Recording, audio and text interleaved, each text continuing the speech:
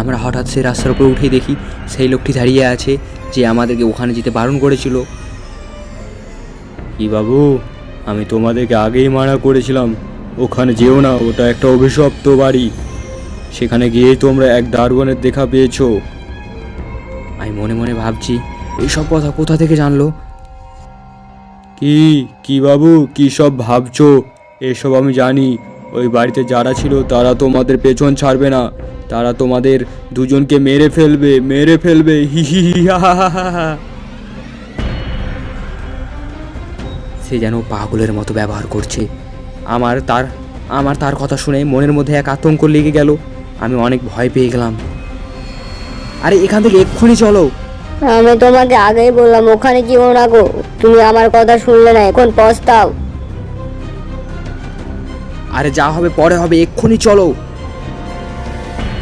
আমরা দৌড়তে শুরু করলাম। তোমরা যেখানে যাবে যাও, ওরা দুজন তোমাদের পেছন ছাড়বে না হা হা হা হা হা হা।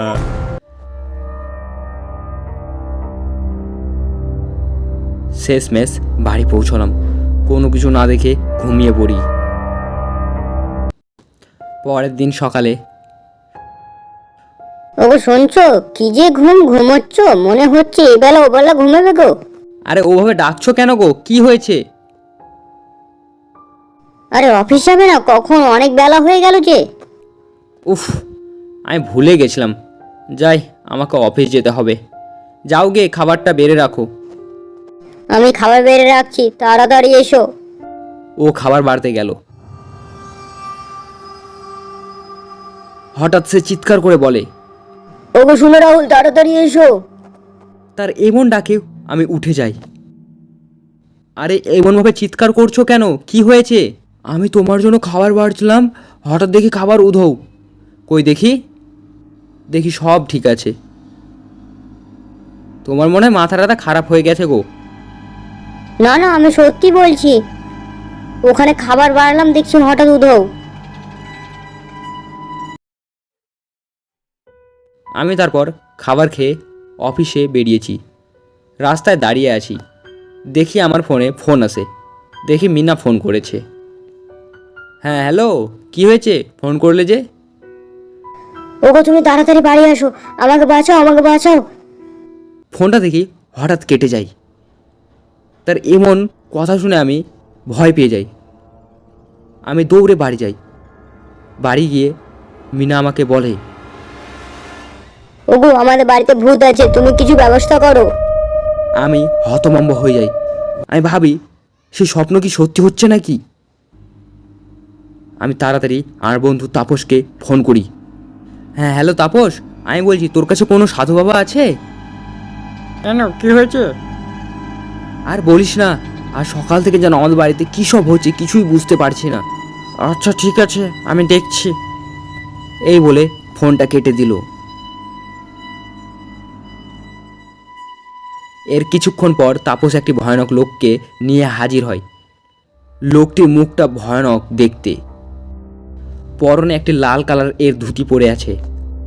বাবা, তোমাদের বাড়িতে কোনো প্রেতাত্মার স্বামী স্ত্রীর ভূত আছে? আমি পুরোটাই বুঝতে পেরে যাই এটা সেই স্বপ্ন যেটা আমি দেখেছি আজকে সকালে। তার জন্য কি করতে হয় বাবা? এখানে একটা যজ্ঞ করতে হবে। তার জন্য তোমাদের স্বামী স্ত্রীকে আমার সাথে যোগে বসতে হবে। কেন বাবা? কারণ তাদের আত্মা তোমাদের শরীরে প্রবেশ করবে। আচ্ছা ঠিক আছে বাবা, আমি রাজি। তারপর বাবা যজ্ঞ শুরু করে। ওং ওং বিং নমস্তুতে স্বাহা, ওং বিং নমস্তুতে স্বাহা। কিরিমিরি করাস, কথায় প্রেতাত্মা বের হ। আমার শরীরে তারা থেকে প্রবেশ করে। কি সাধু, তুই কি ভাবছিস আমি এদের সহজে ছেড়ে দেব? তুই কি চাস? আমরা শুধু মৃত্যু চাই। তোরা শুধু মৃত্যু চাস না? ওং ব্রিং চামুন্ডায় নামা, ওং ব্রিং চামুন্ডায় নামা। সাধু তুই এটা কি করছিস? আমার গা জ্বলে যাচ্ছে। তাহলে তোদের কি চাই বল, আমাকে বল।